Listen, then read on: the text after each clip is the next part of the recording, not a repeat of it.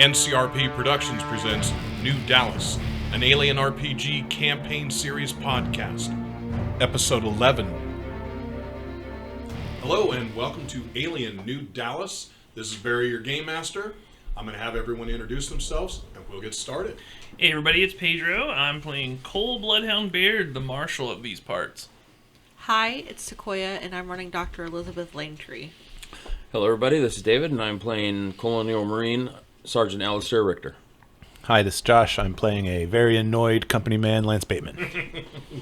Well, so as we come back to New Dallas and Andy's Drop, where the majority of you guys are going, and the U.S. CMC base, where Sergeant Rictor is going to be, last session you guys were kind of debriefed and moved around, meeting a few of the people that you're going to be dealing with. Rictor was indoctrinated into his position, sent to the barracks after a debriefing with the expectation that he was going to write his full report before he went to bed.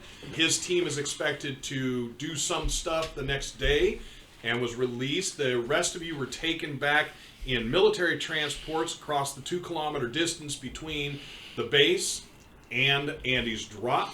You were brought in. It's late. It's damn near midnight. And most everyone was dropped off in a specific space, which we'll catch up with.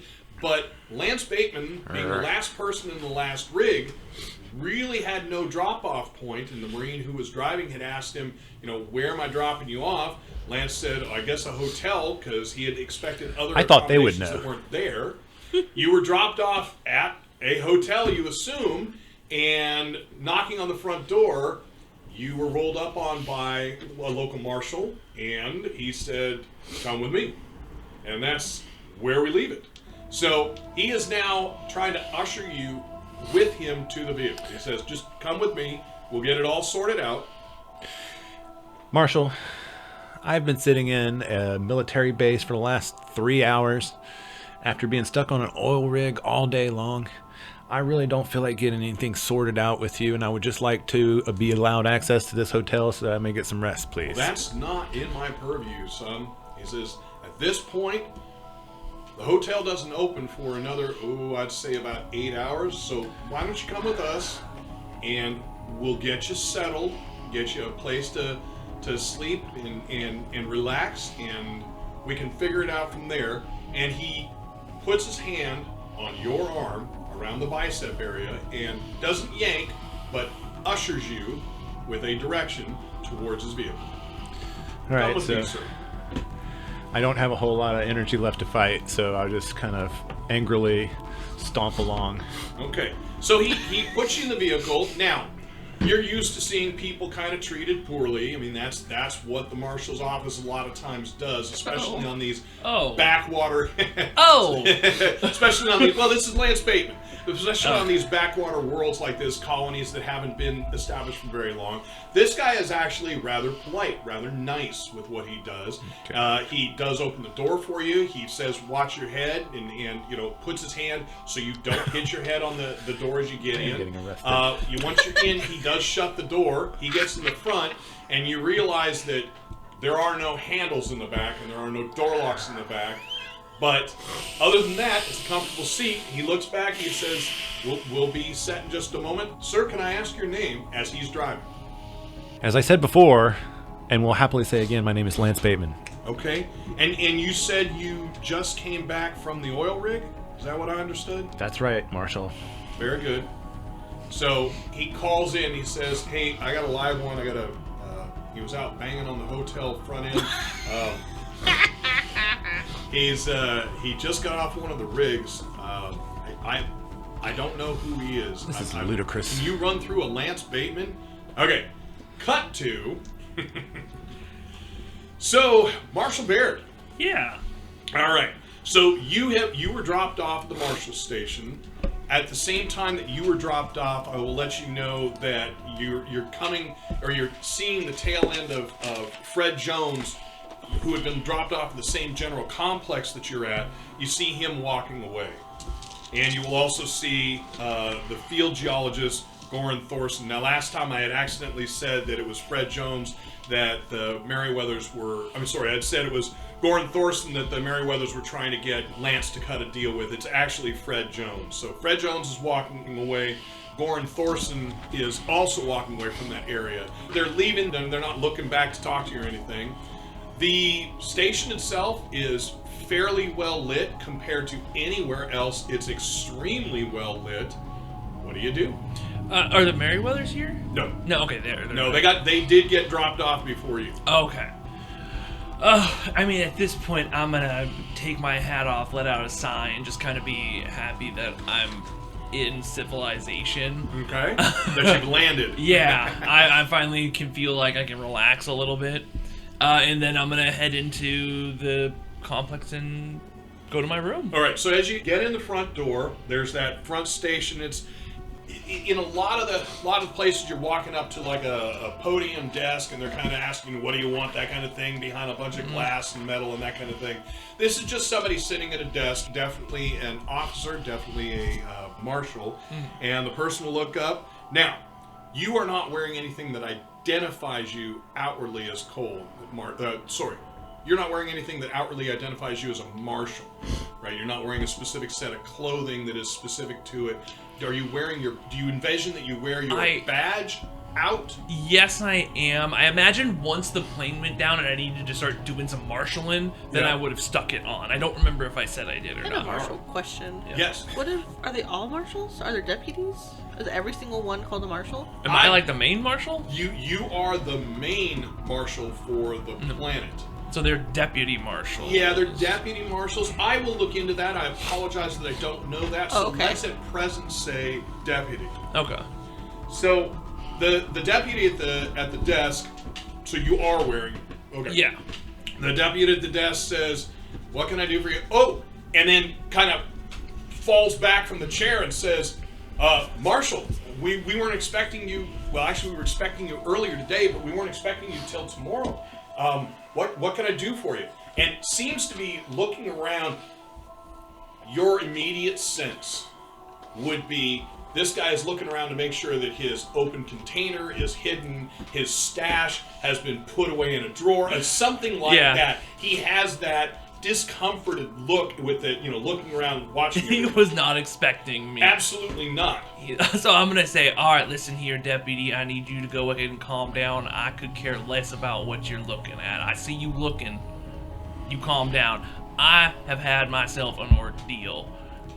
I'm looking for my office so I can get settled in. Right this way, Marshal. And gets out from behind the desk, walks up to you, puts a hand out. And I'll put the hand out. And A single perfunctory shake. I'll say, take it easy on the hand because it's the injured one. Yeah, he doesn't pull on it hard. It's the straight grasp shake once done. Walks past you, goes to the door, pushes a yellow button in a bank of 3 buttons, a yellow, a black, and then under those 2 a red. Pushes a yellow button and it says, "Follow me, sir." And you guys go down the hallway. So where you walk in, there are 2 hallways, a left and right hallway, and you're looking at a wall behind you that's obviously the beginning of something more. As you walk down the right-hand hallway, you pass a door. They're all going to be interior or left-hand doors as you're walking down right now. You pass a left-hand door that has light coming through it but fogged glass, and then you come to the next door, and the deputy goes ahead and opens up the door and says, "After you, sir." Thank you, deputy. When the deputy opens the door, you get the smell of stale, I would say hot dogs, but it's probably more like Spam that's been overcooked or reheated. There is the stale coffee. There's definitely the cigarette smell, and as you step in, though it is bright, it's dingy in here. This place is not clean. What you walk into, obviously, is some kind of a work room for them. There are 2 deputies kind of lounging, and one of them looks up and goes, "Barks, what the hell?" And then the 2 of them realize, and the one literally falls backwards in his chair where his feet were up on the desk and out, and the other one, which is a woman, sees you and jumps up from where she's at, lands a little bit wrong and then stands at attention. The one who fell gets up as quickly as he can and stands at attention. And obviously Barks, who's there with you, says, "Sir, so this is the ready room. It is a mess." I take a look around. I'll drop the bag, makes a good thump. Yeah. And I have my thumbs hooked into my belt. And I just take a few steps in. I'm gonna say that I have spurs on for the hell of it. Right. We've been joking about that. Yeah. For the space horses. And then I look around, and I look at the two deputies who were in here, and I said, "You know, I've been through some bullshit tonight, and you're lucky because that bullshit has saved both of y'all asses. Because if I had come without that bullshit and seen this bullshit, well, you know, I'd be mighty upset. But the nice thing is this bullshit don't even compare to what I've been through. So, we're gonna go ahead and forget that. What's gonna happen is I'm gonna come back tomorrow. And well, this place is gonna look a lot nicer. Isn't that right, Deputy?" And I'll point to one of them. Vix, sir. "Deputy Vix, good to meet you. Deputy Marshal Cole Baird, and you Deputy." Me, sir? "Yes, you're the other one in here." And she's just kind of at a loss. She doesn't know how to react, and she eventually looks down not at her boob. I'm looking at my boob. That's not what I mean. Looks down at her bed, and she goes, Forrester, Deputy Forrester, sir." "Deputy Forrester, well, nice to meet you. So I'm gonna go ahead." And as she looks back up, you can see her doing, just openly like stupid, but not saying it aloud, but just you can see that reaction. So, I'm gonna go ahead and step out. At least I know where my office is. And I look. And Barks points and says, "Sir, your office, did you want to see your office?" That's where I thought. Okay, now, I am tired. So that's where I thought you would take me. This is not my office. Sir, and he takes 2 steps away before he says, "Just follow me, sir." I still expect this to be cleaned up a little bit. "Yes, sir," and they say it in unison, almost military crisp. That's what I like to hear. I'll tip the hat and wink at him and start walking on after picking up my bag. So as you grab your bag and you walk over, there are 2 offices set next to each other. One of them the name has obviously been taken with, the razor blade and scratched off. So there's no name there, just Marshall. Mm-hmm. And then the other one says Under Marshal Talbot. Actually, would it say? Yeah, it would say her name. So Under Marshal Charisma Talbot is the other one. That's to the right. That office is dark. Well, the Under Marshal isn't in, I guess. No, not at midnight, sir. She went home. Is that what time? I don't look at my watch. It's actually about 12:45. Oh, son of a bitch. Okay, well, let's see how this place looks, and I'll... So, it's you run your hand over it, and nothing happens. And I'm not sure how you react to that. The lights went on in the room, but nothing happened. So... Barks is right behind you. So you're saying that the door opens by my... No, the door did not open. No, what I mean is normally it would open by my hand. Yeah, you'd expect to run your hand and go. Barks. Deputy Barks. Yes, sir. And he takes a step back as you turn to him. Now, they did preload my biometrics into this office, didn't they? Sir, it's...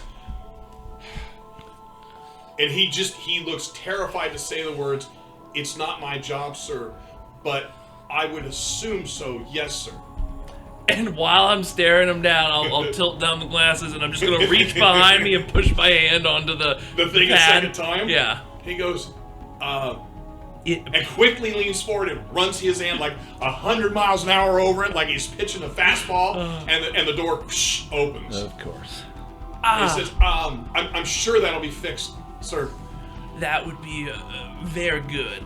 Okay, so you're still talking to him, but that door opens, and it is stale whiskey and cigar smell just billows out of there. Oh, that's not too bad, actually. That's what I expected. Yeah, that's all right, actually. That's not bread and butter. So I'll turn around and I'll look. Is it in rough shape as well? So when the door opens, what you see the desk. There are piles and piles of folders and papers. Now, I will say that they are neat piles, but there's maybe a space for your arms and 3 pencils to lean against the desk that's not covered in piles of paper. So maybe 11 piles of paper in your space. The piles stand anywhere from 1.5 to 2 feet tall. Deputy, could you please explain to me what the shit show is waiting on my desk for me? You hadn't heard? Deputy, could you just please explain to me what's going on? Well, I assumed and he's just, sweating Deputy, badly, and he leans out. He says, "Hey, Vix, can you come in here?"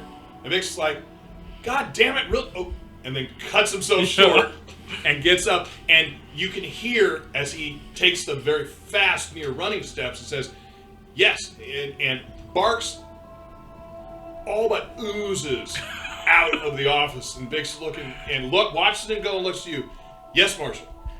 Deputy Vix, could you please explain to me, as you've been put forth to do, the shit show that's on my desk? Apparently there's something I should have known before coming here. Vix looks real quick out at Barks, who you can't see, but who is running away, and you can see him mouth the word motherfucker, and then looks at you and says, "Well, sir, before Under Marshal Talbot left for the evening, she had informed myself and Deputy Forrester that we needed to move the current caseload for you to peruse. That's it." That's a lot of cases. So the 5,000 people. says the previous so you and he's now sweating. He says, "You know the previous marshal disappeared." You didn't know this colony held the record for all of the crimes. I'm gonna turn around fully, so I'm staring at him. Is he taller or shorter? Oh no, he's about your height, but he shrunk about 4 inches. I take however many steps so that I'm fucking 2 steps. close. You're nose to nose. Yes. He can smell your morning cigarette. Deputy, you have the unfortunate task of having to answer this question, but I need to know and take off my sunglasses. After seeing what I've seen here, do any of you sons of bitches do your job in this goddamn place?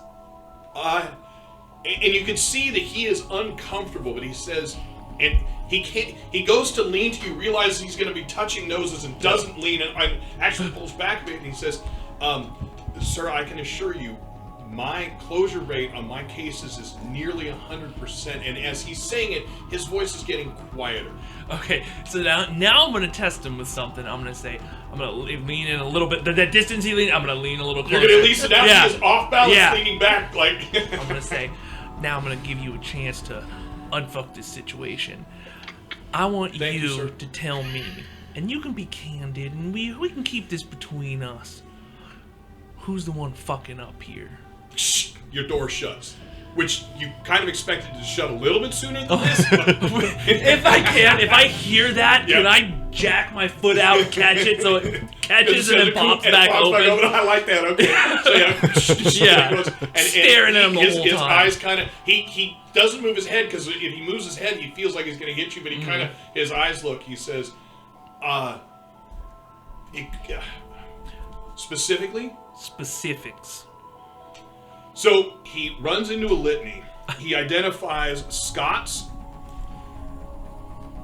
He identifies Devlin, and he identifies Takado as being the 3. So they're not closing their cases as fast as us on Night Crew. He says with the disappearance of the marshal and the fact that this is off the record, sir. Yes.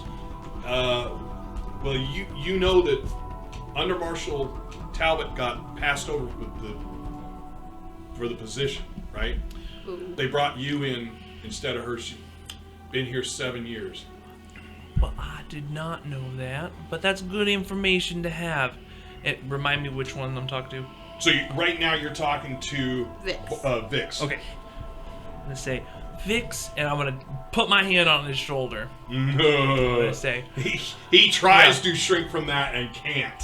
I'm gonna say, you caught me in a good moment. I appreciate what you told me. You can feel him relax a little bit. I think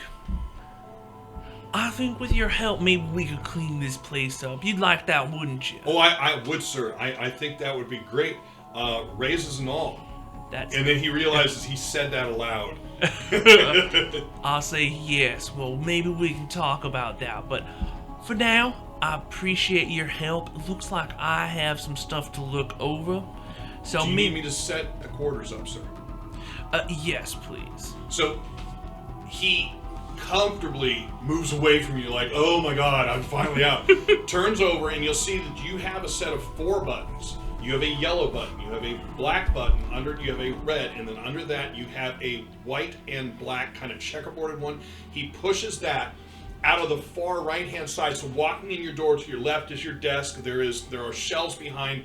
Basically, is crap in there. There's a couple of like vases knocked over sideways, some paper. It's whoever came through here didn't clean it. They cleaned it out, if that makes sense. So if it didn't need to be cleaned or it didn't need to be taken, it wasn't touched.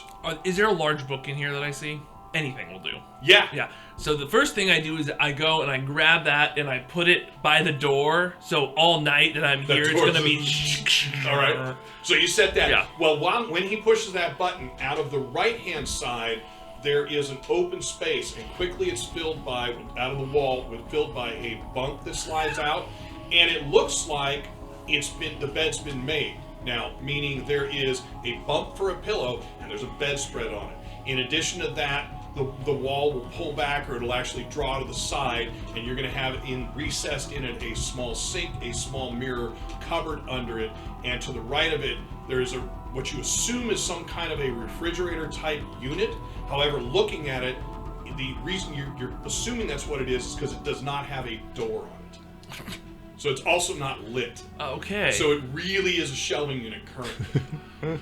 Well, I'm gonna need to get that replaced. And he looks, as you say that, he looks over and he says, I can requisition immediately. Does the what's the other deputy's name? Or the junior I forget what you said. You're talking about the undermarshal? Yeah, undermarshal. Talbot. Does Talbot have one in her office? You can see that he just blanches. He says, I'm certain, yes, sir. We might have to acquisition that because the marshal shouldn't be without the amenities that he's gonna need. And he kind of is trying to loosen up. He's you can read that he thinks maybe he's on your good side now. So he smiles and says, No, the marshal shouldn't. Midnight did you requisition. need us to move it? Not right now. I'm a bit tired, but I'll get back. The door Stop hits for the just a book and moment. comes back. I'll get back to you on that. For now, why don't you go ahead and give my directive to everyone. The ones cleaning the room, keep cleaning. Anyone still here that's going to remain here on the clock, up and about on the clock, let's get them to cleaning. Yes, Otherwise, yes, sir. Let's get to bed. So we're going to have an early morning. So, what are you going to do? Now, are you going to continue to let the book do the... Will I be able to open it from the inside? Oh, yeah. Okay. Oh, yeah. You're in prison. You can see the buttons. One of those 4 buttons is going to open that door. You're Stuck in my 100% office. Sure. Are these buttons standard as in I would know what they Yeah. do? Okay. So the yellow button puts a hold on the door. Okay. Meaning it will chime if somebody tries to get in, and there are overrides, but a standard person coming and pushing the door or anything like that is not going to get open. The black opens the door. Okay. The red is an inner office of some sort of alarm. Okay. And now you realize that the black and white must bring in and out your sleeping area if you're stuck here late. Okay. Excellent.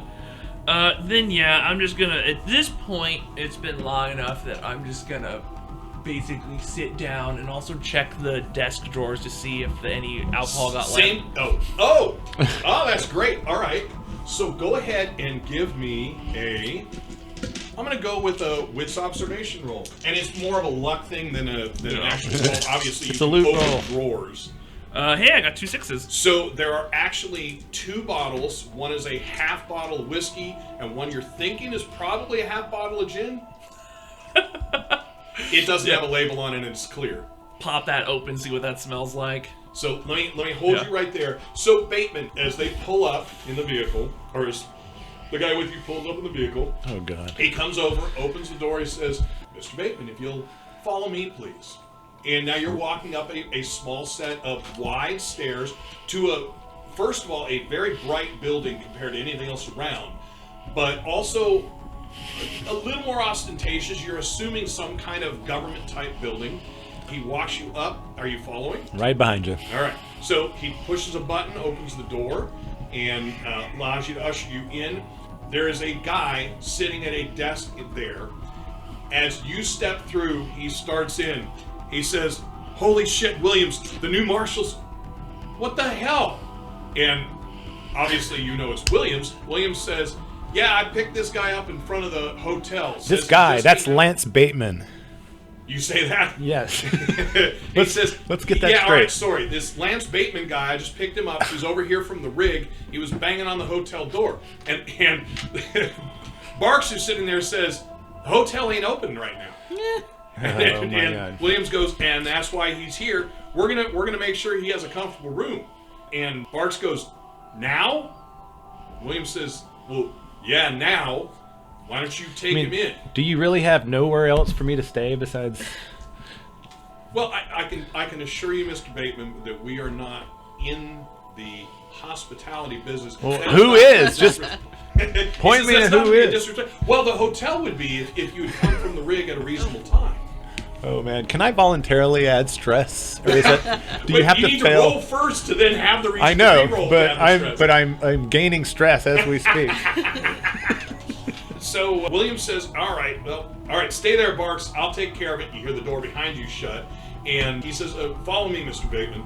So you walk down to the right, unless you're stopping with him. You walk down to the right. You go past the door that's lit with a window, but it's a fogged up window. At the second door, he opens the door and says, "Go ahead and head in." Now, here's what you see.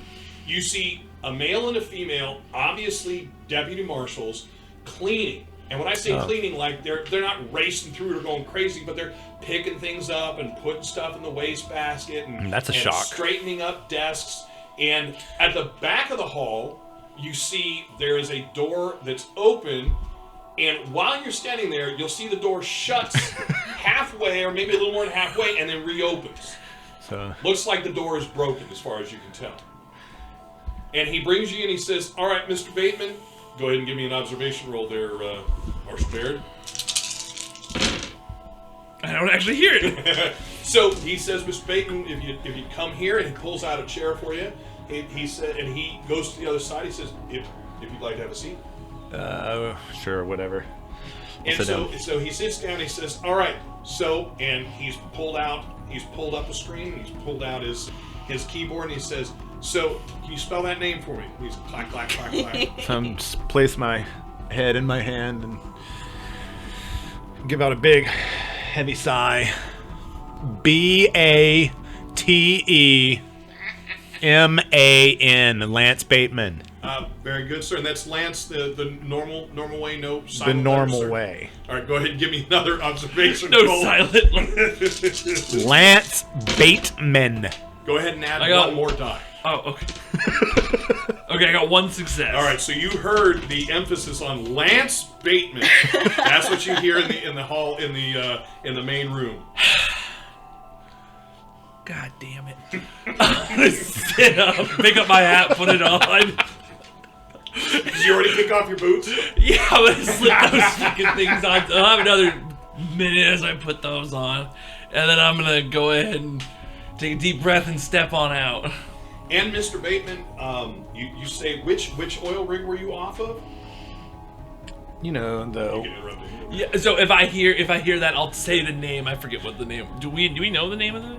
Nope, No. it was a Wayland Yutani one. Yeah. So, you It's the Wayland Yutani one down south. You watch Williams just kind of stops and turns around with this just like pissed off, terrible looking. Who the Marshal? We were expecting you to.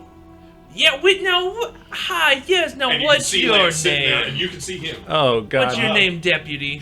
Deputy Williams, sir. I was Yeah. just bringing in a perp. Was disturbing the peace. Was banging on the hotel front door. You've got to be kidding me. Bateman, you ain't been in this town. Less than one evening and they've already brought you in. Sir, you know him? Oh, I'm acquainted with Mr. Bateman here. I've been in a bit of a shit show tonight, and well, Bateman was also a character in that shit show. Oh. So now, what's we booking Mr. Bateman for the evening? Yeah, we were gonna provide 3 squares and a cot, but I'll look at Bateman. I'm gonna smile and I'll say, Bateman, you're welcome in my home tonight. We'll give you some food and a place to sleep. so book him. Book him a room there, Williams. All Just right, for the so- evening. So he's clackety clack clack clack clack. There's got to be some other option, Marshall. Mr. Bateman, is there a middle name? This is unheard of. This is absolutely ridiculous, and I will be including this whenever I finally able to make contact with whoever messed up in sending me here. Oh, now, Bateman, come on. We're just having a little fun here. I don't suppose you want to sleep on the streets tonight, do you? Of course, I'm not sleeping on the streets. Well, let's go ahead. We'll give you the nicest cot we got for for civilians. Williams is clacking away and says, they're not really cots, sir, although I know you know that. And he just kind of shuts up. He keeps clacking on the keys. I'm sorry to interrupt, sir. Mr. Bateman, is there a middle or a first name? Did I not already tell you, Lance Bateman? Yes, no, I'm sorry, sir. Are there any No. other... That's all the name you need, Lance Okay. Bateman. And I apologize. You're from the Wayland-Yutani... Seegson! Oh my God, Marshall, is this really the quality of jurisdiction that you're running here? Oh, well, now, Mr. Bateman, I just got this place into my hands. Don't you worry, this... Holy shit! Williams says. Sorry, sir. Yes, Williams? Mr. Bateman is Seegson corporate, sir, and he is literally staring at the front of his desk. What did I tell you? And I'll look down. So you come over and look Yeah. at it? Yeah. Yeah, so there's a whole pop-up from my him, a bunch of information on him. There is blinking, waiting message on that screen. But you can see Williams is just... I'll go ahead and tack that message. I want to see what it says. Okay, so the message opens, it says, eyes only on it. And Williams looks at you and says, sir, and gets up and pulls a chair so you can sit and, like, melts away. So I'll look at that. I'm going to say, well, Mr. Bateman, We meet again. looks like I have confirmations you are from Seegson. Ain't that nice? Was that ever in doubt, Marshall? So Seriously? Williams, is uncovered, but he kind of jostles a little. He says, sir, will you need anything more from me at this time? Williams, not right now. You can go ahead and help out with the cleaning of the place. Make it look nice. Did you want me on street? That's where I brought him in from. Oh, then yes. Go ahead and go back on to Thank street. you, sir. And he all but runs out of there. And you can hear from behind you, you can hear one of the two of them go, chicken. You're not sure if it's Hicks or Forrester, but one of the two of them definitely said it. Say, well, Mr. Bateman, it's your lucky day. Looks like you've been upgraded from our normal to our suite. Oh, thank God. So, let's go ahead. We'll get you a nice place to lay for the night. Get your own cell Yeah. instead of sharing. Yeah. So, and I'll say we'll rustle up some food and Would you like a drink for the evening too as well, Mr. Bateman, for your stay? Of course. What do you have? Well, Did you find anything in your cabinet recently that you might want to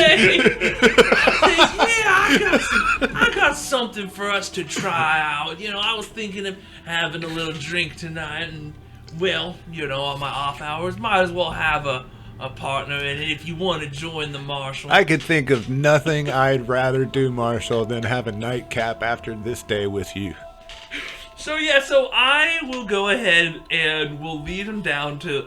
All right, so as you stand up from the desk and you turn around, both Vix and Forrester were just staring and listening. And the minute they see you, they kind of drop what they're doing and stumble over things and start cleaning again. Like, oh, I'll lock the computer exit out of his profile. So Gotcha. I don't want him sneaking any looks. And the two of you go into the... By the way, through all of this, you watched the door that he came out shut and then keep reopening. And it shuts and opens roughly every 2 minutes.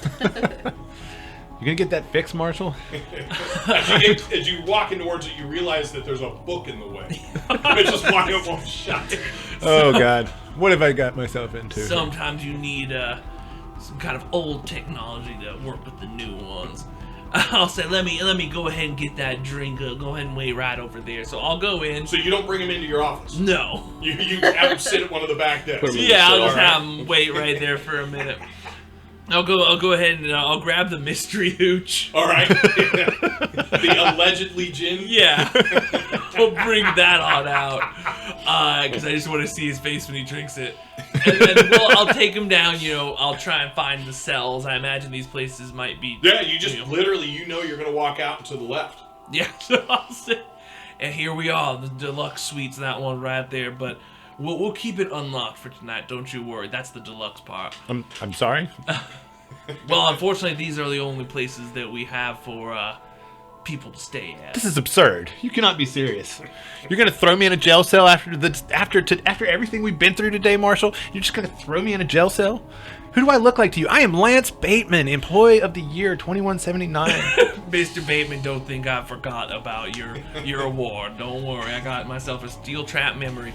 Well, if I had another option, I'll talk to the deputy, see if there's another option. But yeah, you do that. If there's not, unfortunately, this might be the only accommodations. Oh my But God. let's go ahead, we'll go sit down in the mess, we'll get some food. I know I'm mighty hungry, and we'll have that drink. So, essentially, I leave... So you continue on around, and you guys, you will go to the commons area. Have my luggage dropped off to cell B7. Food is going to be kind of the same thing as at the military base. Yeah. There's some basic provisions that are, like microwave and heat, that kind of stuff, drinks. So nothing great, but reheatable stuff. You guys can sit and eat and drink. Do you guys both drink? Yeah, I'll pull 2 glasses out. I'm gonna pour out the anonymous liquor. Right. It's got a strong taste to it, but yeah, it's something like gin. God damn, It definitely is alcohol. All right, so I'm going to hop over to Elizabeth Langtree. Doctor, you are brought to the medical center. Again, as you got out, very impressive on the outside. And I have quarters here, so it's my Yes, understanding. you actually stay on this site. So, as you head up, there is limited lighting for this place. It is effectively a 24-hour hospital service center, medical center. Okay. As you come in, you're met immediately at the front by a front desk nurse, and you'll see that your other 4 nurses are all still there talking. When you come in, the one that you had dealt with a couple of times with back on the rig, Leanne, she says, "Oh, Dr. Langtree, we just got here ourselves. Welcome." Thank you, Leanne. And the woman behind the counter says, "Dr. Langtree, if you don't mind, I will get you met in just a moment." Of course, take your time. And very nice, older black woman, maybe in her late 50s. Okay. But very calm, very much you feel in charge. If you want something, you already feel like this is That's the woman my lady. you want. Okay. And so she continues talking she apologizes and then continues talking to the nurses, tells them where they're going to be stationed. The rooms are generally bunked 2. Right now, because there are... Oh no, I did it right. There's 2 and 2. So she explains to them where they're going to go, tells them how to follow down, and then once they're headed off, Leanna's going to say to you, "Good night, doctor." And she heads out. Yeah, I'll bid good night to all the nurses. Okay. And then the woman herself says, "I'm Rose. I can pretty much take care of anything that you need, but at this point, are you looking to bed down? Do you want to actually start rounds? You're quite a bit later than we had expected. Your bags are already here. They've been presented to your room or your staying area. Have you gotten a place off-site, or are you presently going to stay here? We have a room set for you already. That was the plan." I'll be utilizing the room that's on the premises. I would like a moment to collect myself and wash up, and then I can begin rounds. Oh, okay. So follow me, honey. Follow me. And so she takes you on. It's a good-sized medical center. You have 6 rooms, which I would call emergency or triage rooms. Are you writing it down? Yeah. Okay, good, because then I can come back to you and ask you later off screen so I can draw it, or maybe Pedro can draw it. So you have 6 emergency or triage rooms. You have 4 long-term care rooms. This is after you drop everything off and wash and stuff. Sure. You have 2 operating rooms, and then you have 2 medical pod rooms, which are the larger medical pod, the one where you would actually place the person into the pod itself. And this is the cryo. No, this is not cryo yet. This is just Okay. this is a fixing. So this is the medical pod like it was in, I believe it was Prometheus. Covenant. Oh, okay. But if it wasn't Covenant, it was Prometheus. Prometheus, yeah, where she goes to get the baby out. Yes, right, Yeah, exactly. okay. So it's those kind. In addition to that, they have 4 of the smaller med units, which are ones where body parts, it sounds gross, but body parts are placed in there. So arm to shoulder, leg to hip, those type of things. You do have a single CT or CAT scan monitor. You have 1 MRI machine there. I'm sure you're going to have another 4 rooms of incidental that I don't know medicine well enough to tell you. Did I mention operating rooms yet? Yes. All right. And then in Like a addition, pharmacy? Like a... Yeah. that's good. Yeah, a pharmacy, and that also is on lockdown. Additionally, you have 10 nurses bunk areas, so Okay. 2 to a room. So 10 there's 10 rooms. 10 Oh, wow. nurses, 2 to room bunks. There are 2 doctors bunks, which are single person to a room, but roughly the same size. And then there are 2 larger ones, executive rooms. One of them, as you're coming up, one of them you will see the name of, her name is Veda Kumari, Okay, and she is the current doctor there. Okay. And Rose takes you to the other room. So you see Veda's name there, but she takes you to the other room. She holds a card up to the pad. She says, "Dr. Langtree, if you put your hand to the pad and hold it steady, that's good. Go ahead and remove your hand." And she holds the card up there again. She says, "If you'll wave your hand across the plate," which you do, and the door opens. And then she says, "If you'll wave it another time," and the door shuts. Okay. And then she holds the card up again. She says, "If you'll look in with your left eye," we're going to take a retinal scan. Okay, yeah, I'll follow directions Right. well. And once that's done, she steps back and she says, "The room is yours," and you're pretty much sure what she means is wave your hand. Yeah. So as you wave your hand across, you'll see that your stuff is very neatly stacked in and to the right. Good sized room, maybe 12 by 14, has a queen size bed, that general size. You've got the standard amenities. You've got 2 dressers, some kind of a side table. You have a night lamp, a clock. You do have a small washroom area that is off the back of it. And then you've got an area that has a 3-screen computer set up for you. And then there's an area where obviously you would be able to put shelving and that type of stuff, although there's nothing in that space right now. And she says, "When you're ready," and then she turns you on the inside, she shows you to the panel there. She says, "When you're ready." And the panel here has basically the same things he's got. Okay. There is a yellow button, there is a black button, and there is a red button. There's not the black and white one that he's got. Okay. In place of that, there is a number pad, and then there is a green button, and there's a number pad, there's a small screen, and then a green button under it. She says, when you're done, if you let me know, I can meet you here. My extension is 113, and you just need to put it in and push the green button. And she you can tell she is not in any way being a smart ass. She's being thorough. She says like this, and she types 113, pushes the green button, and there's a boom. Sure. She says, is there anything else before I leave? When is Dr. Kumari next on shift? Other than an emergency, Dr. Kumari starts shift at 7. Okay.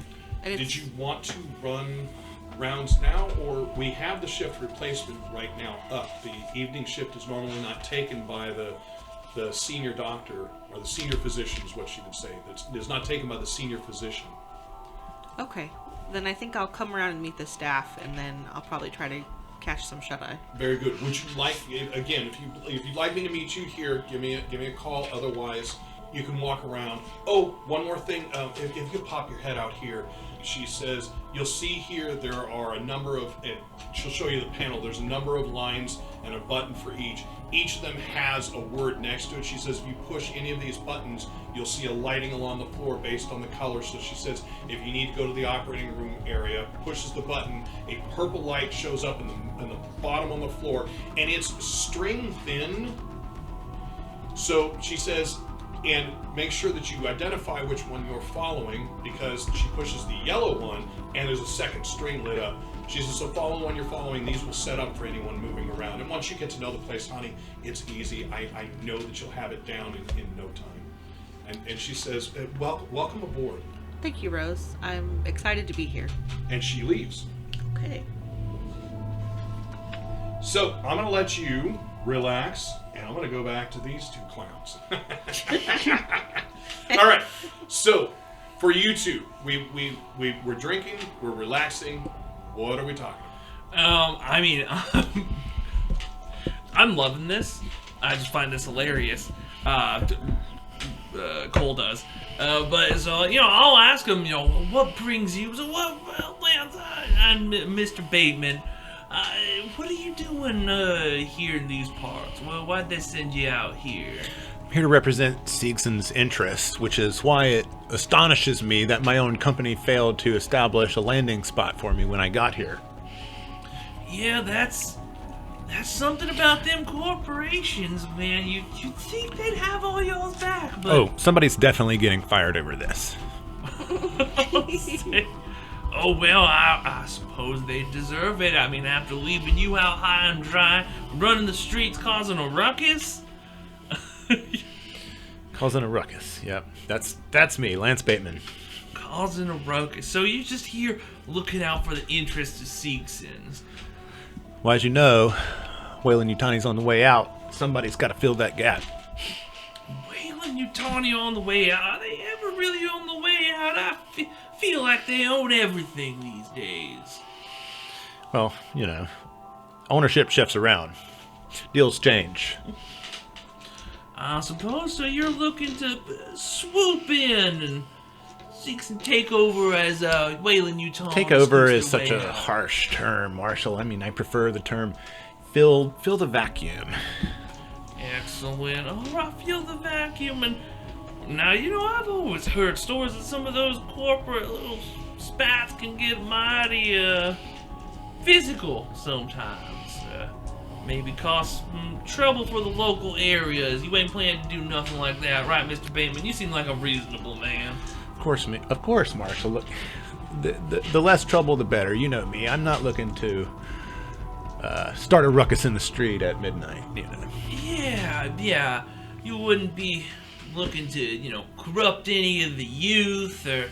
That's preposterous. Get any young, impressionable minds to do any business for yourself. What harm could it possibly be to look out to help some local youth? What harm indeed, Mr. Bateman. Well, as long as you don't cause no trouble or cause no one else to get into trouble, then we will be fine. Well, it looks like this colony here seems to be the kind of place where you arrest local businessmen at night and don't want to help local children. So, I mean, I hope you're going to make some changes around here in order for us to be fine. Oh, I plan to make plenty of changes, starting right here at home. It's a little dingy for my taste. I like to have a much smoother running ship. Now, that is one thing we agree on. I'll look around. I'll say. Now, do I know, like, the Marshal isn't, like, owned by Weyland-Yutani? No. They're not, like... No, so the way that I have understood reading what's been written for the game and the way I'm kind of playing it, the Marshals are basically autonomous. They are brought in generally by the colonies to be a police force for them. So the corporations, especially Weyland-Yutani, but even Seegson, you've seen it. Corporations, their police force is the USCMC. Okay. In almost every case, they can call upon them whether they're paying them or not. In the case of the Marshals, the Marshals would be paid. I think it actually is called the U.S. Marshals, but you're paid to go to an area and dispense justice, not as you see fit, but under a collection of laws that you lay out. You are to appoint judge, jury, but not executioner. Okay, so then, yeah, well, if Weyland-Yutani is on their way out, well, then I guess we're going to need someone to buy our equipment. And this place looks like it does need some mighty fine furnishing and maybe some upgrades. Oh, well, now that you mention it, that's definitely something we can discuss further. I was hoping that we could talk about, your local precinct's contractual obligations and how we can help you shift into a better provider for whatever assets you may need. But that will require me first getting established and making contact with my corporation, figuring out who to fire, and getting these Weyland-Yutani guys out of my hair. I did have a side question that maybe... I was going to ask, you look like you needed. Where did Katrina Hill get off the transport? So Katrina Hill actually... Katrina Hill got off at a kind of a nondescript building. She was the second person off your transport. If you watched, which you probably would, she walked up and directly into the place like she owned the place. I was like, well, Mr. Bateman, just know you got yourself a cot here for as long as you need to get situated. You got yourself one of them business cards. Make sure I have a way to contact you in case I need. I knew you would. Like a magic trick. Yeah. Oh, Marshall, it's behind your ear. Seegson magic kit. Wow. Okay. Well, thank you. Well, let's go ahead and I'll pour out another shot for us You guys today. are drinking, And I'll say, probably eating cheese whiz and crackers, Yeah. or, some little lunch meat type things. some good space lunch meat, space cheese whiz. I think cheese whiz is space cheese whiz. So I'll say, well, to future endeavors, Mr. Bateman, and to seeing who you can get fired. To the future. And to firing people. So, where you guys are at, Vix comes in and says, Marshall, this came through, and hands you a pad, which basically will carry messages and stuff, and then looks at what you guys are drinking and goes, oh, water is bad here, he says. There's Tang in the top cabinet there, and walks out. Space tank. It's not Space Tang, it's Tang! So, as you're handed the message, I don't know if you would lay it on the table or hold it so you can read it. No, I would hold it so I read it, yeah. So it's addressed to you, and it says R.E. Lance Bateman. Oh. Well, that's mighty. I think in my head that's mighty convenient. All right, so I open it up. All right. So as it opens up, it says, what would it say? Yeah, it should say, to the marshal's office, Lance Bateman should be landing sometime in the next 2 days. At which point he will be expecting to be brought into your auspices to look and see where Seegson can help you. If you would afford him the courtesy, and it's interesting because it's written, you're feeling like kind of to you, but if you would afford him the courtesy of listening to him and then make a decision on whether or not you would like to have him do work for the marshal's office, and then it's signed. Of course he would. It is signed Ronald Schlegman. Schlegman.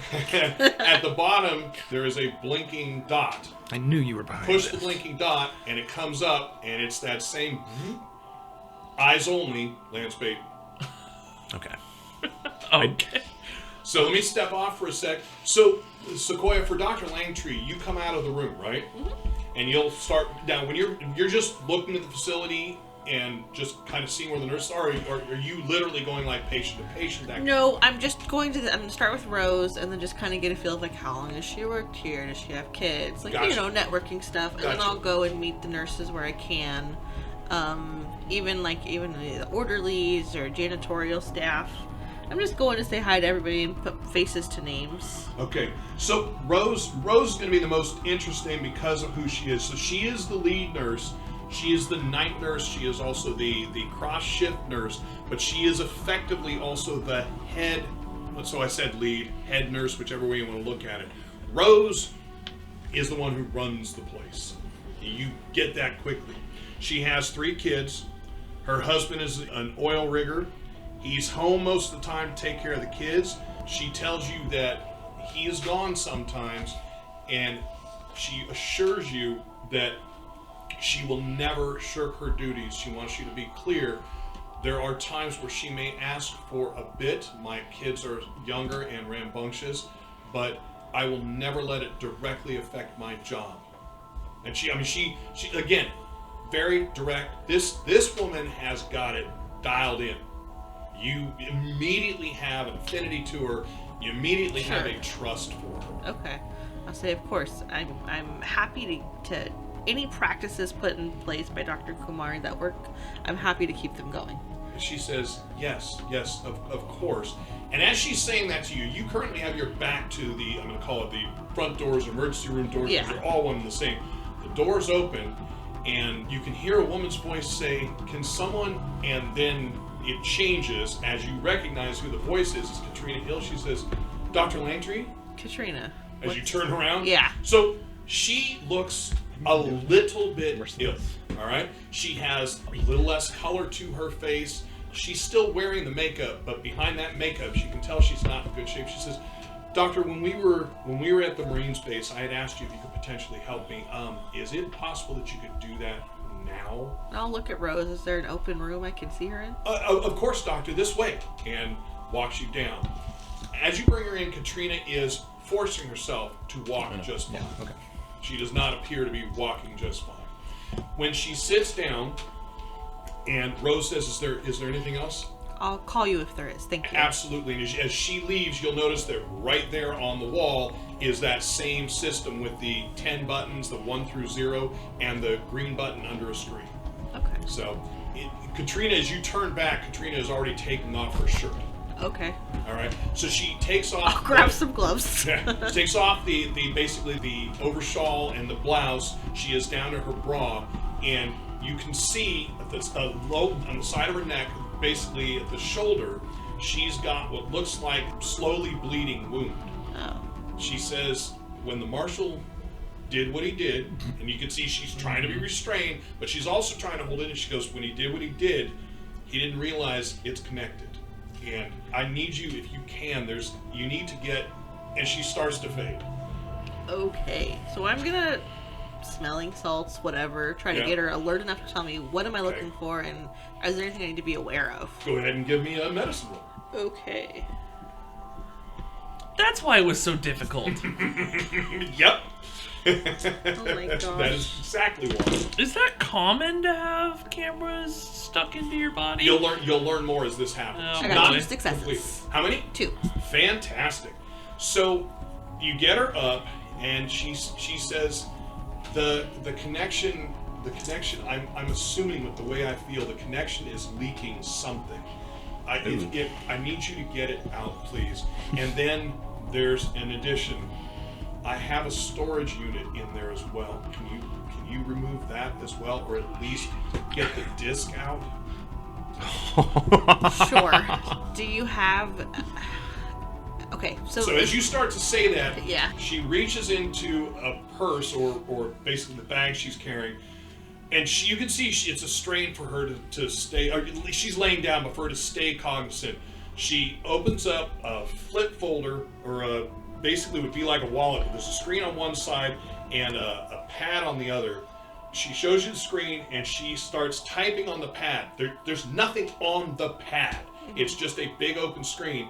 But what pops up is a shot of basically schematics of her shoulder.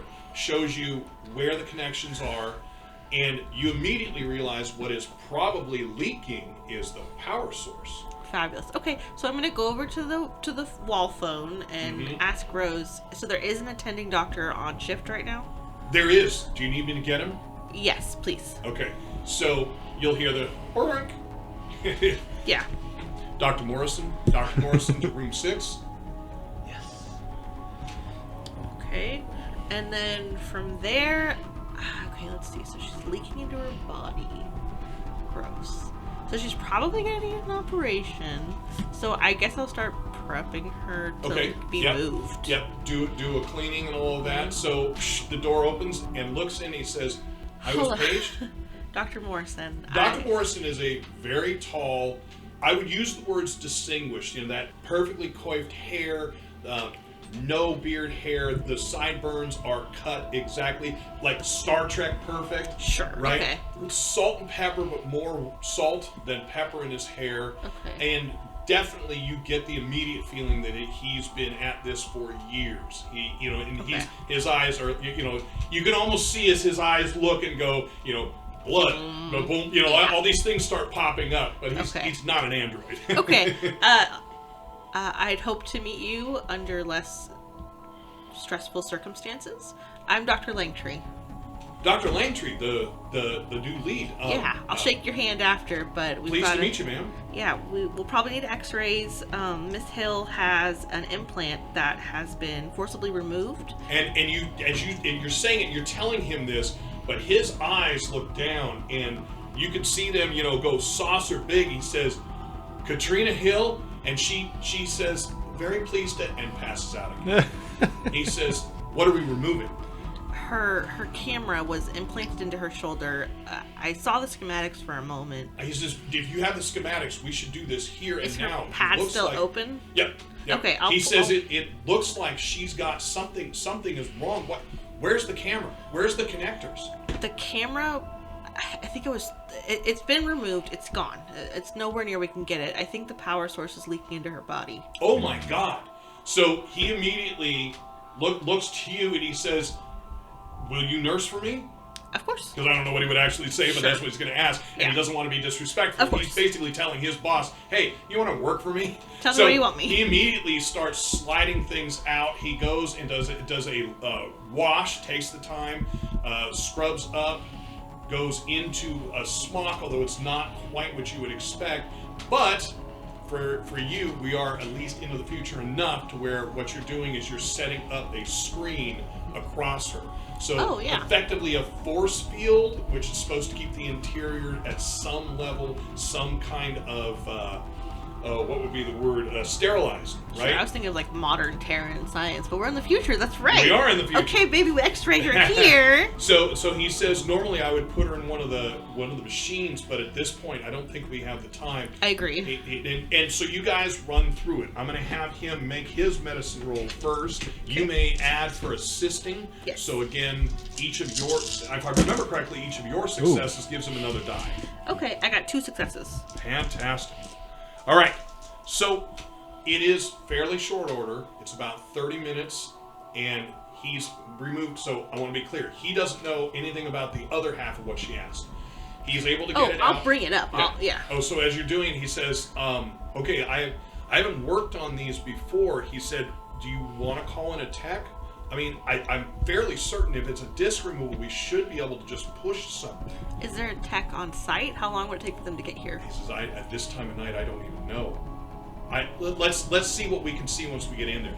So as you go through it, you guys remove the components. When it got jerked out, it pulled it sideways. So there's some damage to the muscles around it. That gets pulled out.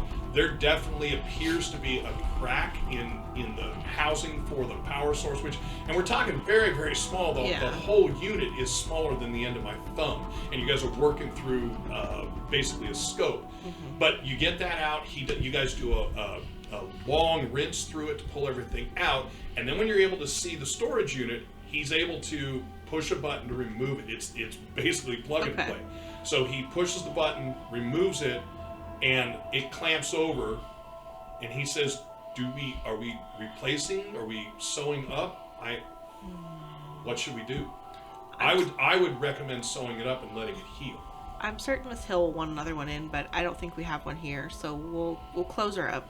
And so he's handed you all the junk from inside there, including the disc. They're like a bag or a tub. No. We're all on a laid out area. Okay. Right? So you told him we're going to grab the disc. He just places it there with everything else. She's sealed up. He's closed everything up. And he says, and during it, there is a call for him. So he says to you, do you need anything more? I think she's through the worst of it. No, I'll see her through the end of it. It was nice to meet you. It's good to see how you work. Nice to meet you too. I'm looking forward to working with you. And he again. he was skilled. He was efficient. Oh yes. Yeah. Okay. Cool. Oh, absolutely. Awesome. So he leaves. Now, so I envision Dr. Langtree being very confident in her skills, and when I say very, not overconfident. Yeah. You know what you can do, and you strike me as a person that is not going to bluff their way through it. If you can't do it, you're going to have the courage and the belief in yourself to say, I can't do this, help me. Absolutely. Not that you couldn't have done this job, but he seemed to know exactly what it was. No, and I think Dr. Langtree is really comfortable in her position as a doctor. She knows that she, at the extent of her abilities, she's reached it. And beyond that, if someone is more skilled, she's comfortable handing over the reins. Fantastic. So I'm going to leave you with her, unless you're going to leave Miss Hill. She's out. You know that you could force her awake, but you kind of just want to let her come up on her own. How long do I think it would take for her to come up? 2 hours less, what you're thinking. I would probably keep, so let's see. I would keep the chip, but I would leave her, whatever the rest of it is, with her in the room, like in wherever it may be. Right. No, I meant as far as her. Oh yeah, Do I would you stay with her for No. No. No, if So she's you gonna kinda be say, out. You tell the nurses, wait, get me when she's awakened? Yeah, add her to the charts, and if she wakes up, come get me, please. Perfect. All right. So we're going to hop over to Sergeant Rictor at base. So do you endeavor to leave anything out of the report that you're giving him? No. Everything is matter of fact, or are you throwing in your own personal observances? Is it just like, we went here, we went here, we went here, or that fucking dickhead did this? What level of this do you do? I put in, it's very matter of fact, it's thorough. I do put in my observances from a personal perspective as it pertains to anything mission critical. Okay, and who of our 3-player characters, or for that matter, anyone else including Katrina Hill, is there anyone mentioned that you're putting in your own 2 cents on that's not just perfunctory, I got them here, I got them here? I put in my own 2 cents on everyone, just because it is my report that I'm writing. So I think it's tell relevant. Me some highlights.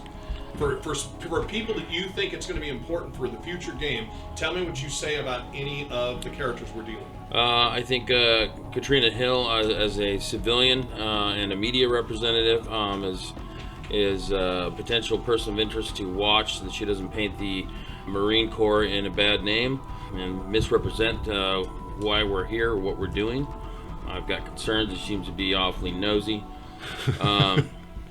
Lance Bateman is a corporate man. I'm sure he has his own agendas, and those agendas are what's important to him and what drive him. I know this about him in my working history with him, and that's to be expected. I'm trying to think if there's anything else I want to say about Lance Bateman. He's a great guy. My motivations in being a good Marine don't cross over into political or corporate agendas. I'm here to conduct a mission, but he's already shown that his biases and his loyalties lie outside of the scope of any missions that the U.S. CMC might have. The Marshal. You say towards himself or towards Seegson, or do you not direct it? You just say I don't his direct biases it. are not to the U.S. Right, CMC. they're not in line with. All right. The Marshal seems willing to work together to achieve the greater goal. I think he's going to be a valuable ally moving forward. A good point of contact to help deal with any of the civilian presence that remains here.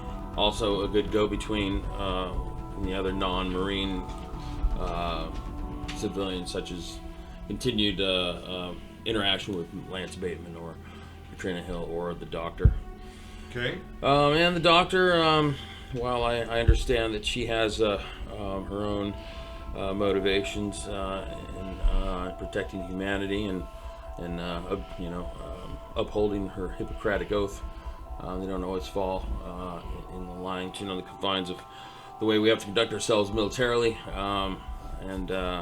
But I think she's a valuable asset to our operations here. Okay.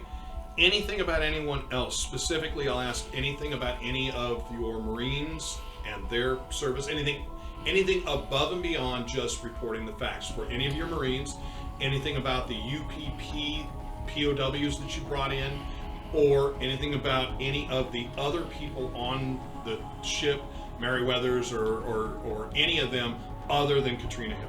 You don't have to. I'm just giving you that option. No, I will add in that we discovered a strange black substance underneath the shuttle when we landed, and we did encounter an indigenous species, which we were able to quickly drive off. And I'm assuming you talked to them about that, the ability to disappear or phase light. Yeah, everything that I don't imagine. I mean, again, it's for us. This has been many episodes, but for you, it's been 2 to 4 hours. No, a little longer than that. Maybe 8 hours at the most. So it's not like your memory would lose it. So what I'm asking is, anything stand out? No. Okay. All right. So I've got Katrina Hill. Watch for how she may misrepresent the U.S. CMC. For Bateman, he is biased, possibly away from USCMC regards. I have you down for the Marshal, basically no issues. And I have you down for Dr. Langtree, is she may not understand how the military works. Is that kind of the gist, so I remember it going forward? Yeah. Okay, excellent. So that takes you maybe 45 minutes to write the report. I mean, this is not a thing where you're being graded. It doesn't have to be an English paper. Right. So 45 minutes of just clacking keys and getting it done. And then do you check on your men before you hit the sack? They should be out already. Yeah, I will. I'll check on them to make sure that they're all, it's been a busy day. I'll make sure that, weapons checked tomorrow, and cleaning. Sure, but for tonight, before you hit the sack, I'll probably stroll through and say. You pop door open. The squad room is the 4 of them. They're on 2 pairs of bunks on either side of the room. Each of them has a foot locker, a standing locker, some kind of a small dresser, which stacks. So there's one for the lower, one for the upper bunk. Brooks, you're new, is on the left upper bunk, and the other 3 I kind of don't matter, just so you can kind of see him. So it's not warm. I wouldn't use the words warm. It's not freezing cold, but Brooks is out in his BDUs and nothing else. Just no blanket, no nothing on him. The rest of them are all pretty much snuggled up, and everybody is out when you pop door on them. The standard snoring. As long as they're all there. They're all there, and they're all in that point. Right. You head back to your room. There's nothing untoward in your room. I would assume you go through a basic regimen of whatever you do. Maybe it's brushing your teeth and flossing, combing your hair. I'm not sure, but maybe washing. I don't know. But you go through your normal nightly routine. We are looking at somewhere at this point for you probably 1:30, 1:45 in the morning, and morning comes early. Anything else that you would do? All right. So you are out. Your eyes shut. And you are pretty sure you literally just shut your fucking eyes, and there's a that's going outside your door. Do I recognize what the alarm is? It's some kind of emergency. It's generally you stand to and hit the ready room is where you should be going. That's what I do then. All right, so you pop in, clean up. As you are heading down, you're watching a number of groups of people going in. Your squad makes you feel proud. Your squad is already standing there, all 4 of them, dress ready. Damn. So you get in front of them as the rest of them kind of line in, though you're not the first person there for the lead. Right. Your squad is the first complete squad standing there. Right. So quickly in walks Major Perkins. He does not look like he's well rested. He also does not look like he is completely done up right. Not that it's so dramatic that there's a button off, but he's more disheveled. You guys are, ready for warfare. He's ready to take a few more minutes for warfare. But he gets up and he says, gentlemen, there has been a breach. He says, Sergeant Rictor, the UPP that you brought in, we're not sure what's happened, but inside their cell we have 2 dead. The one in medical is gone, and the one that you said that you were able to communicate with, Chiang, has hung himself. We have no idea how. He says, everybody on base that is not on guard is in here right now. He said, I want everyone to take a hallway. I want you to run the hallway. I want to find out how somebody got in here, got in there, and made all this happen, and then I want to find the injured one. So you guys, boom, it's like the whole company is yes sir as one voice, and you guys are out. So you have not been on this base. You basically don't really know where you're going. However, most bases are laid out here are laid out like, I envision that USCMC is going to have a standard base like the 2,000 man base, the 400 man base. It's kind of like a modular home. It's like, generally where you're going. So where would you take your squad? Again, the things that he's looking for is how did they get into the base? That's part 1. Part 2 is how did they get basically into the jail cell, which where that is. 1 guy's hung, 2 guys are dead, and then how did the injured one disappear? Well, it should probably start at the jail. All right, so you head there. Try and understand what the source of the injuries were. There's another squad heading that way. The lead of that squad says you got the cell. We're heading out. Basically everyone's pretty oiled machine, even though this is a little bit odd. Oiled machine working on it and spread. So you guys get to the cell. So there are the collection of Marines that are running the cells or the brigs at this point. So once you get up there, the corporal that's there, that's running it, says, Sergeant, you taking your men in? Yeah, what happened here, Corporal? He says, well, come with me, and everybody moves together. He says, come with me, let me show you. So he shows you basically a really, really sped up view of the cameras that are inside, and he's running through a good bank. Doesn't have everything up because there's no benefit to everything, but he shows you the hallway down. He shows you the hallway into the hallway down. He shows you a picture of the front of their door or front of their cell, and he shows you a picture from the backside into their cell. So he says, if you watch Sargent, at least initially, you're going to see nothing. And he runs it through, takes him maybe 45 seconds, and it's very quick. He says, nothing, right? And he's not expecting you to answer. He goes, now watch this. And he drops all but the hallway down and the interior door one. So he says, watch this. As they're running, it goes really, really fast. He goes, here, and he's talking to somebody who's running the control board, and you'll see there is a blip. And if you watch the time scales, there is a blip for 2 seconds on the outside time scale, where it's got the numbers running correctly, and then there's a 2-second jump, and he runs it really slow so you can see it. It goes from 8 to 0, right? Okay. And inside, there's a 6-second jump. It goes from 8 to 4 on the next run. Something was clipped out of the time. Something was clipped out of the feed. And now the guy who's running the board says, "No, Sergeant. It's a little more insidious than that." He says, "Look here," and he's pointing up. The corporal says, "I got it, son." And the corporal says, "Watch where my finger's pointing." So you watch, leading up to the skip. Everything moves normal. Nothing strange. Once they hit the skip, that whole section, he's pointing at something. You notice there's a dot there that doesn't move at all. So maybe something's being looped. Yep, that's it. He goes, and I'm not sure why they had the problem looping it, but we don't know how it got in there. We've got tech on it. One of your men is Comtech, right? Yes. He says, who's that? Me. You. I am the Comtech. He says, I thought one of your men. All right, well, great. Sit in on the board. I want you working this. He uses Comtech, but I'm better. Yeah. He says, sit on the board. I want to see if you can figure out what's going on here. Right. He says to the men, he says, you men, have you done this before? And Navarro kind of says, well, look, Brooks hasn't even been with us for any length of time, sir, but is Corporal, sir? What? Is a corporal, sir? No. Okay.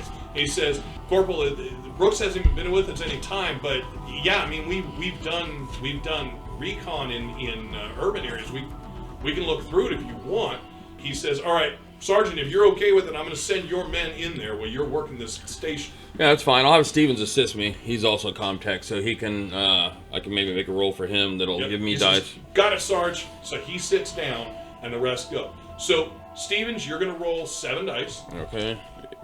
Each of those successes is going to add to your full Comtech. Okay. I have 1, so. Okay. So you're going to add a die to your full Comtech. All right, cool.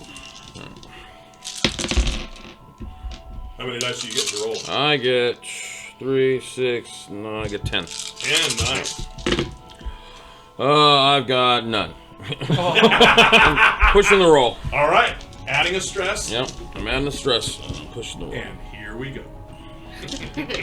You'll be yelling at them in no time. Why? There we go. I've got 1. All right, And no alien. and no Oh, alien. I'm sorry. I have 1. Yes, I have 1. All right. So with that 1, you guys are able to find, and this is not going to be quick. This is an hour or so into it. Right. You guys are able to find how the splice got in. So pretty sure that it's not somebody inside. So you guys are not looking at the potential of a Marine going rogue on you guys. That would never happen. After you guys are finding things out, you're starting to send, and I'm kind of doing all of this together. You're sending people, hey, check this port, check this port. What you guys realize is somebody was able to tack in through one of the outside lines. You guys are basically air gapped, so you're not running with the colony. But there are systems that work on the outside of the building for tracking in those. So somebody obviously worked in, and once you get there, once the other people get there, they're able to identify where they cut in, all of that, and immediately, and you're hearing chatter from everywhere as the major's saying, all right, I want that thing covered. He says, I want it locked down. This is never going to happen again on my watch, that kind of thing. What you realize is somebody cut in and was able to cut the feed, loop the feed. What they find is basically the looping feed at this point. You're not sure why they were not able to close it off. So the hallway, the 2-second, and the room, the 6-second. You're not really sure why they weren't able to close it off. You would not have done that. You would have done a better job. You just that's your idea. So maybe it was they rushed it. Maybe it was dark. You're not sure, but that's sloppy, fucking sloppy. My other concern is who was on duty when the cameras are one thing, but who was physically on duty? These two here, the corporal and the man who's sitting there. You know they were there because they're telling you. Yeah, well, we were watching. The only way that they knew something had happened was because the walk inside. That's how they found out. What do you mean the walk inside? The group that walks the actual brig. Your guards that walk the brig. And they saw that these men had been... Yeah, we're dead, So- and Chiang was home. Well, so, one of them could have committed suicide instead of talking after Yep. being captured. Some Could've. some civilizations, that is their course, when being captured, they'll take their own lives instead of, breaking under, various interrogation methods. But how about the other men? How were they killed? I want to go see myself. All right, so you head in.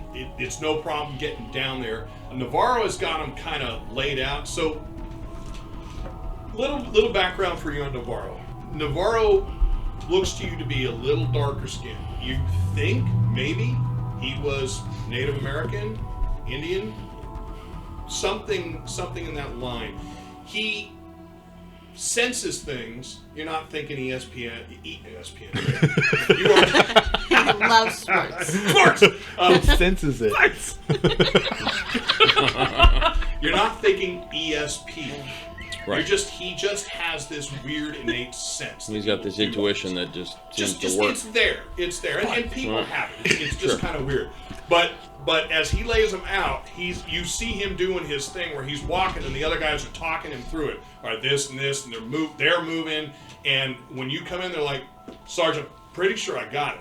He says, I don't think they chose to die, and he's not laughing. He's not being funny. What I'm looking at is were they obviously shot, or were they He says stabbed? They were stabbed. He says right here, and Navarro leans down and pulls part of the shirt up like this, and can show you very professionally done. Right up and in, straight into the heart. There was no chance that they were going to survive it. There's no way to save it. Murder weapon in the cell? Nope. He says, I'm guessing some kind of a medium-sized knife. He says maybe a punch knife, something that's maybe 4 inches in length at most. He says based on this, it could even be 3. This is basically 1.5 inches wide. And he just shows you, he says, I grab them, I just go up from here. He says, look here at the neck. It looks like they were held to have this happen. He goes, why wouldn't you take them out? I mean, if you can get in, why would you kill them? Why wouldn't you take them out? Navarro just seems to be perplexed. He goes, it doesn't make any sense. He goes, and that one didn't hang himself. He says, that one was put up there. I think he was dead before he got put up there, but we'll have the medics figure that one out. All right, well, no murder weapon. These guys, dead men don't talk. I'm assuming whoever these guys work for, probably other UPP associates, probably gained access to the facility and made sure that they weren't going to leak any sensitive information. Exactly what you're thinking. So you guys will head back because you've done what you were expected to do. You guys are brought back into the main room. Major is kind of, he looks a little more in control than the last time you saw him. Basically, he's either shaking the sleep from his eyes or taking a shot of something to get him there. Maybe some of the Seegson nap relief. Right. Who knows? But as you come in, he points to you to sit down. The last group leaves. He says, Sargent, for you and your men, tell me what you've got. And he lets you kind of run through it. Okay. And he says, all right, we are locked down, but I do not want this base. If we've got some kind of incursion coming, I want people rested. All you men, back to your bunk, back out. I says, I know it's going to be trouble getting out, but do it. And he says, Sergeant, I'm going to ask you to stay. Yeah, I got some never sleep for those situations. For those guys. Yeah. That's the wrong direction. They need quick sleep. So as they leave, the Major's sitting behind a table. You are sitting in one of the chairs away from him. And he's like, Sergeant, go ahead and bring that chair up here. Let's get the chair up. Yep. So he says, I've got Corporal Biggs. He's coming in. You met him in the camera feed room. And very quickly, Biggs comes in, doesn't say anything, just sees you guys, grabs a chair, pulls it up. So Corporal Biggs says you guys were able to get in and find the cut. Thank you for that. We've got that area closed off. We will shield the rest of those areas immediately. So you worked with these men, and when he says worked, you don't get the feeling he's insinuating something. He just says you worked with these men before you brought them in. Did you get from them that they expected to be murdered? I mean, did they show any desire to do anything? What does he mean by I worked with them? He's guys? He's meaning you brought him in. Oh yeah, okay. Yeah. Again, and that's what I was trying to be very clear. Okay, He's not. His words are weird, right. But you don't get the feeling that he is, pointing in any way a finger at you. That's what I'm trying to say. And so did they give you an indication that they didn't want to be brought in? From your report, and I have read your report now. He says that there was some troubles, especially with the one that jumped. Maybe that was an indication, but the rest of them, knowing they were going to die, why wouldn't they have just let you guys shoot them? Well, they came armed, so they were either alerted or they had some high-level, target in mind that they were going to take by force if need be. They didn't hesitate to draw their, turn their weapons to bear on us. That's when we took action. So, not quite sure what their agenda was, but we stopped. We did what we had to do. He looks over. He says, "Corporal, is Staff Sergeant Aaron's coming?" And Corporal says, "Yes, sir. I called him before I came in. Very good." So he says, "Well, any kind of light you can shed. When your person was talking, you said it was a nurse, and you can see he's kind of going through his head. There was a nurse, right, with your doctor that was able to talk to him. Did they give you anything? I mean, the report was fantastic, son, but I'm looking for any possible connection." There's a civilian nurse that spoke the same language, I believe, or similar language. Yeah. That is one of the nurses of Langtree's. Well, I understand that, but did she say anything to you? Anything else we can go on? I don't remember what she said as a player. Yeah, I don't remember what she says. And no, you probably as I don't character, know. you don't. Yeah, think so I don't remember. I don't recall anything she might have said that would have led me to believe that there was any kind of constructive communication between the two of them that pertained to anything that was going on. I don't know that he talked to her in any way. All right. But so, he said, I think he said something, but I don't know. You'll have to tell me, if he said something. No, you wouldn't. That's what I was saying. You wouldn't. Just player talk. There was one point though where they did get into like they said something They to got each in a other. tiff. Yeah. Right. They got in a tiff and she didn't tell him. Right. Yeah. Right. So you can bring that up, but she didn't tell you anything. There was some form of communication. I don't know what was. She didn't tell me what was I said. just remember she was like pissed about something, right? Yeah, but but Langtree was also trying to advocate in the moment.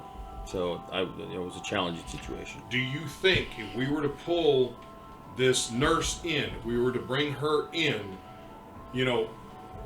under the auspices of friendly conversation and stuff, do you think that this Dr. Langtree is going to cause us issues with bringing her in? That's right. I think Langtree would push back, but I don't see where her permission is necessarily required in this instance, sir. Well, that's not for you to decide. What do you think? Do you think, having worked with her for the short period of time you did, do you think if we were to ask her to come in with the nurse, she would bring the nurse? I would recommend, my recommendation would be to leave Langtree behind and just bring in the nurse. The nurse did not seem strong-willed and bent easily under Langtree's tutelage. Gotcha. Okay. All right. At which point the door opens and so this guy's kind of same general build as you as far as the rigid and look, but this guy has been through a whole lot more. Scars everywhere. This is Staff Sergeant Biggs. Scars everywhere. Scars on his arms. He's got all the hair on his body shaved except his eyebrows. Okay. Just everything is right down to it. Nice. He comes in. He pulls the chair up. Big importance for you. Staff Sergeant Biggs, when he pulls his chair up, he turns the chair around with the back facing the table, and he sits down. And he sits to the Major's right rather than on the other side of the table, which you and the Corporal were sitting.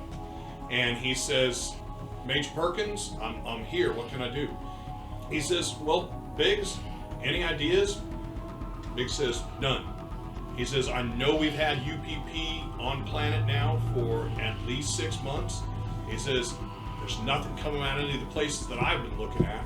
Let me bring you up to speed there, Sergeant.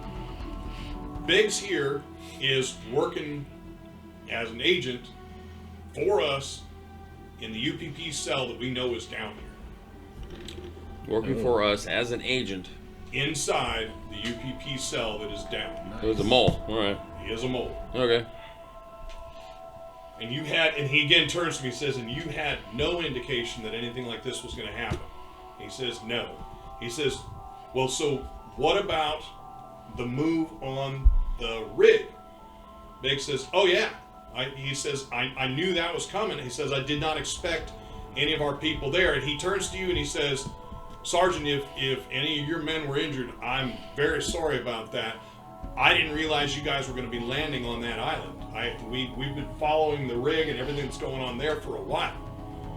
And Major says, well, Biggs, why don't you tell him what's going on there? So we'll move away from you, Doc. We'll move away from you, Rictor. Go back.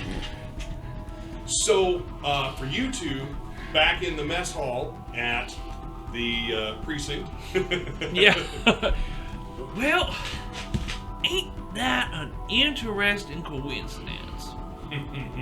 Well, I'm sitting here with Mr. Lance Bateman, and I was just informed that you're exactly the man I need to talk to about exactly, click, what we were talking about. and you put the eyes only again, okay? No. So can I see this? No, the screen that's why I at all? asked how Is he it- was holding it. Okay. It seems that we have business, you being a representative of Seegson and me being the marshal of these parts. I need to talk to you about what you can do for us. As I said, Marshal, I am more than happy to leverage the assets at Seegson's disposal to improve our relationships and provide whatever product support you may require. Well, just from the look of this place, I think we might require quite a lot. Yes, I would agree.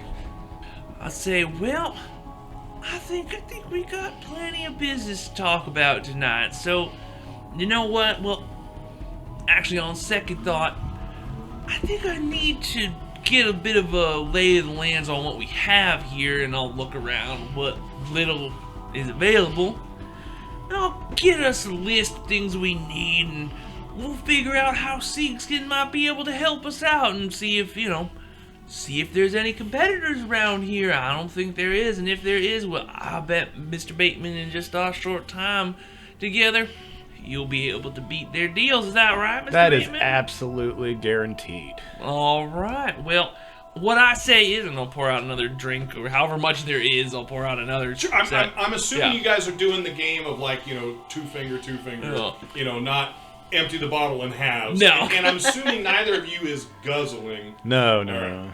And so I'll hold up the glass, to future endeavors, Mr. Bateman, Mr. Lance Bateman. I'm glad to see you're coming around see my side of things, Marshal. Well, like I said before, Mr. Bateman, some people find your type to be might unagreeable and might, dare I say, piece of shit like, but you know what, Mr. Bateman? I think we're gonna have us a good relationship. I'm glad to hear you're not one of those type of I'm people. not one of those, luckily, because I think we can benefit each other. Truly. Here. Here. All right. I had to do a call. I love that. That is great. So, Dr. Langtree, you went back to your room, or you went to do rounds after dealing with... So not rounds as in patients, but I want to meet everybody on the night shift. All right, so just kind of meeting the night staff. Yeah. And everybody is competent. Almost everybody is friendly. Nobody is rude, but there are some of the people that they're kind of... You get the feeling like, you're the step mom coming in place of mom's just been booted. So, nothing terrible, but pleasant as you're moving through. You get a call from Rose. Would you get a call? Yeah. It would be the intercom saying, Dr. Langtree, and this is after a bit, Dr. Langtree, if you return to room 6. And as you come back, Katrina is coming to and is talking to the nurse that's there. She's drinking a little bit of water and seems to be a little up. She looks and as you come in and she focuses on you coming in. She says, Dr. Langtree, were you able to? Yeah, and I'll pull out the chip and I'll come over and I'm gonna. Are you gonna pull it? There. I'm just asking. There is a nurse there. Yeah, I don't think that. Because you don't know if there's anything wrong. I don't know pull out what the chip. this is. And I'm gonna say, I'll give it to her and I'll say, am I correct in understanding that this is footage from our time on the oil rig and the landing?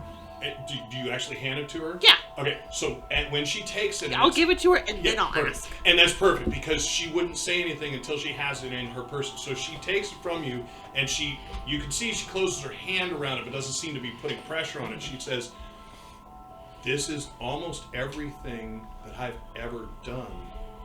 Plus, this is my livelihood. Thank you so much. She says, I will make sure that no part of the storm that's coming affects you. Oh.